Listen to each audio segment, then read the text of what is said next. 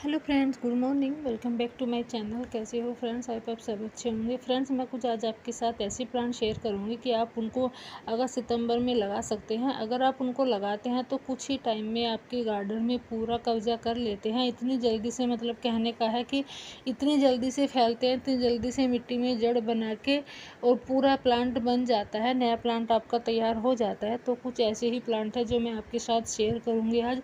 बने रहिएगा मेरे साथ और लास्ट तक देखिएगा कि कौन कौन से प्लांट है। बहुत ही हार्डी प्लांट है, लो मेंटेनेंस प्लांट है। तो पहला प्लांट है मेरा फाइकस का।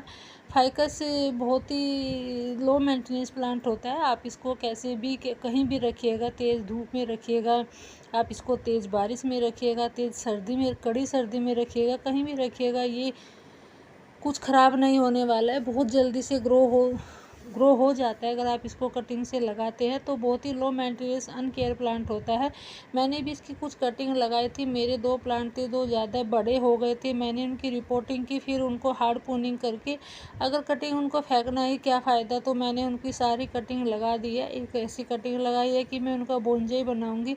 तो ये मेरे 2 मदर प्लांट थे, इनकी मैंने हार्ड प्रूनिंग की है और सबकी मैंने कटिंग लगा दी है। जो मिच्योर कटिंग थी वही मैंने लगाई है, जो बारीक थी वो नहीं लगाई है। वो होती भी नहीं है जो मिच्योर, अनमिच्योर होती है।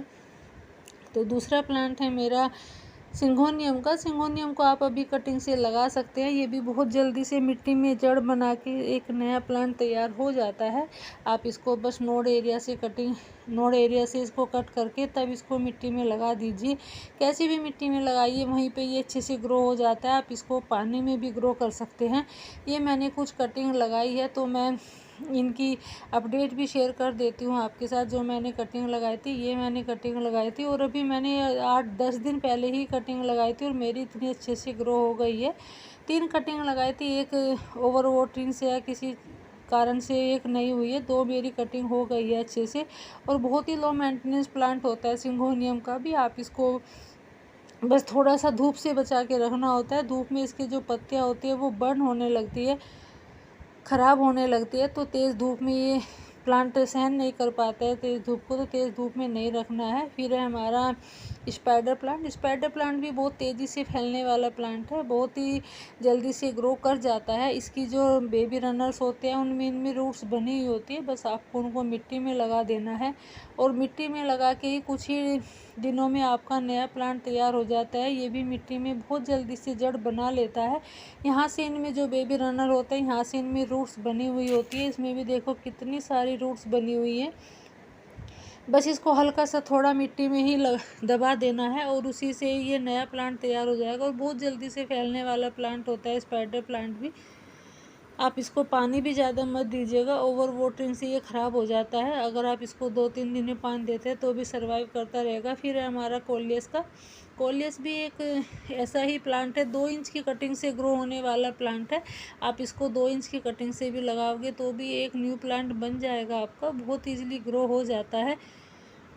ये भी मैंने कुछ कटिंग लगाई थी, एक कटिंग लगाई थी और रूट्स देखिए कितने अच्छे से रूट्स बन आई हैं इसमें भी। आप इसको भी अभी कटिंग से ग्रो कर सकते हैं।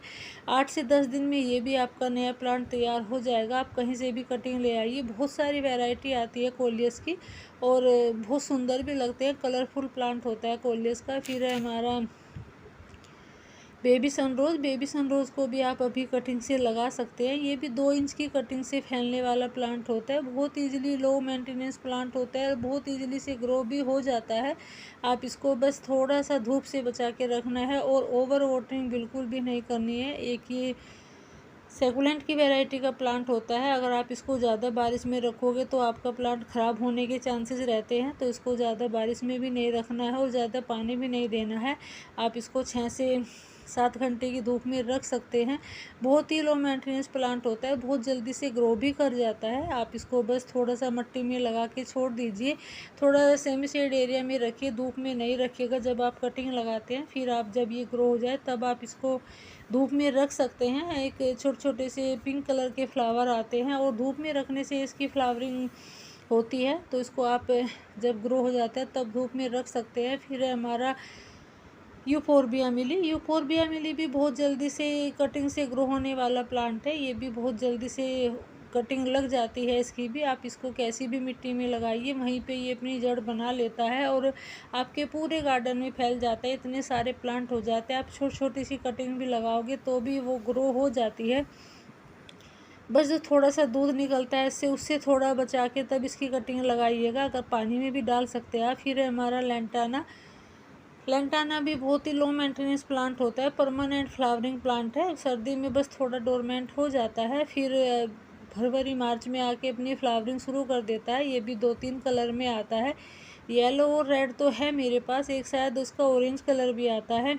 तो इसको भी आप अभी कटिंग से लगा सकते हैं, ये भी बहुत ईजिली से ग्रो हो जाता है। रेड वाला मैंने कटिंग से ही लगाया है, और ये मैंने यहाँ 2 कटिंग लगाई थी लेंटाना की, एक तो नहीं हुई है मेरी और एक हो गई है मेरी। जब भी आप कटिंग लगाओ तो कम से कम आप 4 से 5 कटिंग लगाइएगा, कि ज़रूरी नहीं है कि हमारी सारी ही कटिंग ग्रो हो जाए।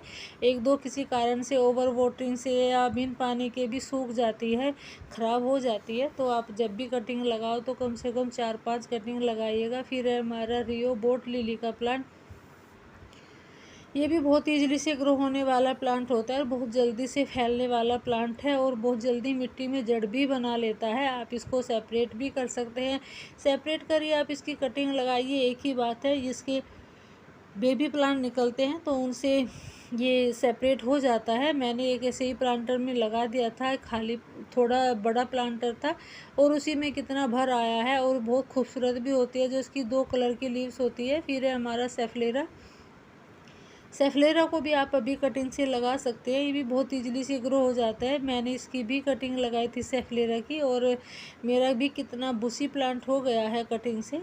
ये भी बहुत ही इजीली से ग्रो होने वाला प्लांट है। नर्सरी से थोड़ा ये महंगा भी आता है, कम से कम 70-80 रुपये का ये आता होगा नर्सरी से। तो ध्यान नहीं है मेरे, मैं वो तो बहुत पहले लेके आई थी, और मेरा वो सर्दी की वजह से ख़राब भी हो गया था।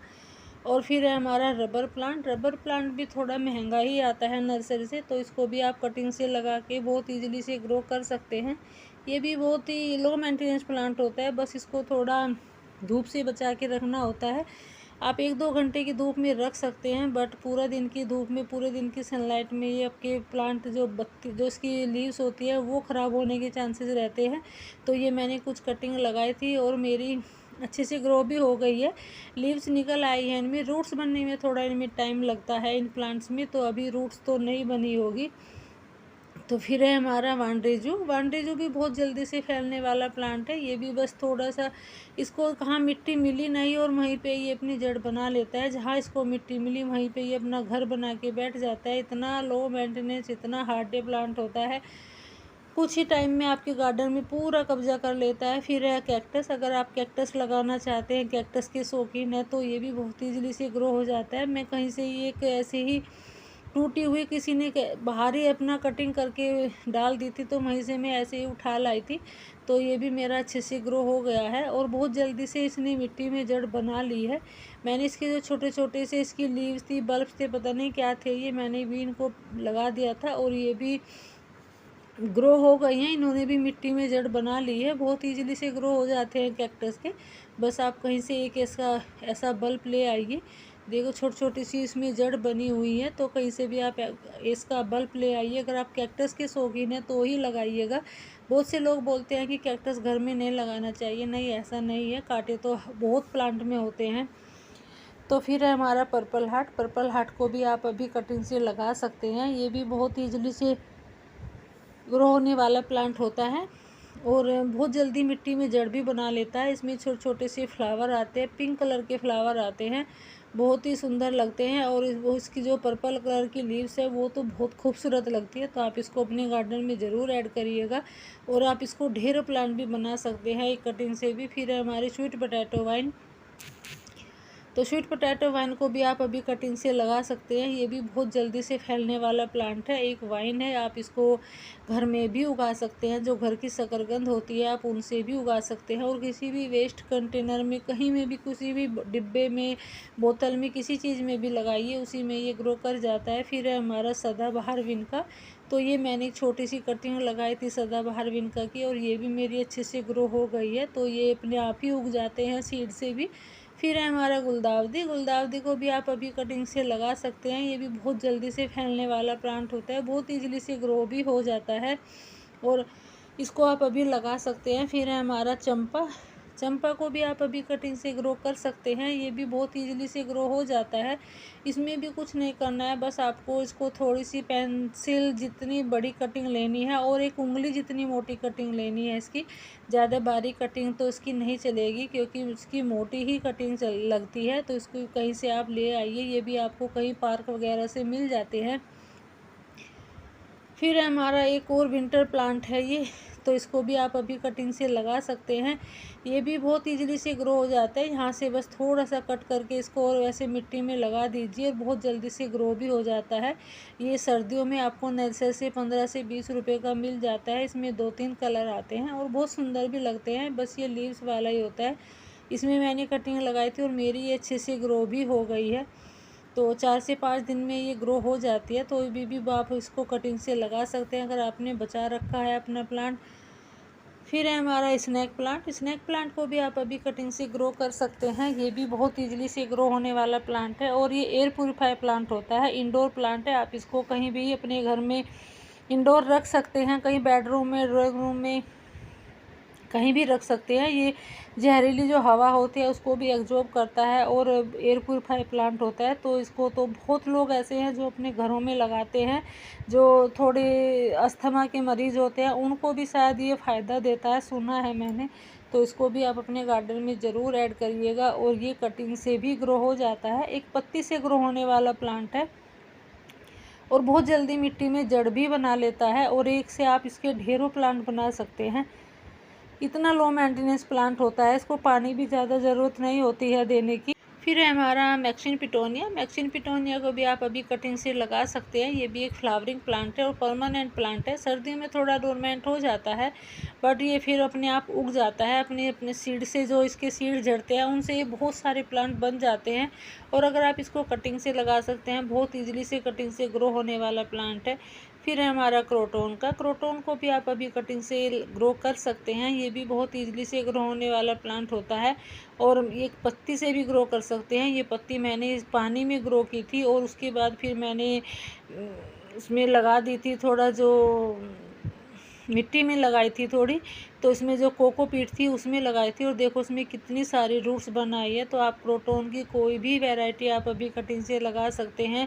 फिर है ड्रेसिना। ड्रेसिना की कोई भी वैरायटी आप अभी कटिंग से लगा सकते हैं। ये भी बहुत जल्दी से मिट्टी में जड़ बना के आपके गार्डन में फैलने वाला ही प्लांट है, फैल जाएगा, बहुत जल्दी से ग्रो हो जाता है।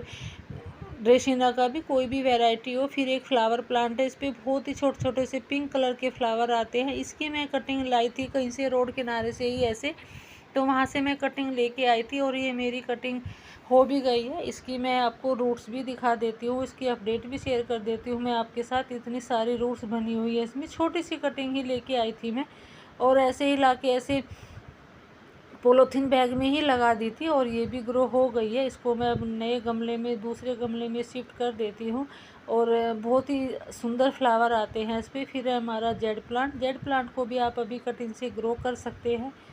ये भी 8 से 10 दिन में जड़ बना के मिट्टी में बहुत जल्दी से फैलने वाला प्लांट है और जो भी मैंने सारे प्लांट शेयर किए हैं बहुत ही ईजिली से ग्रो हो जाते हैं, बहुत जल्दी से मिट्टी में जड़ बना लेते हैं और आपके गार्डन में पूरा भी कब्जा कर लेते हैं। कहने की बात है, बहुत जल्दी से ग्रो हो जाते हैं। तो वीडियो कैसी लगी शेयर करिएगा और लाइक करिएगा और अगर चैनल पर आप न्यू हैं तो सब्सक्राइब भी ज़रूर करिएगा। Thanks for watching.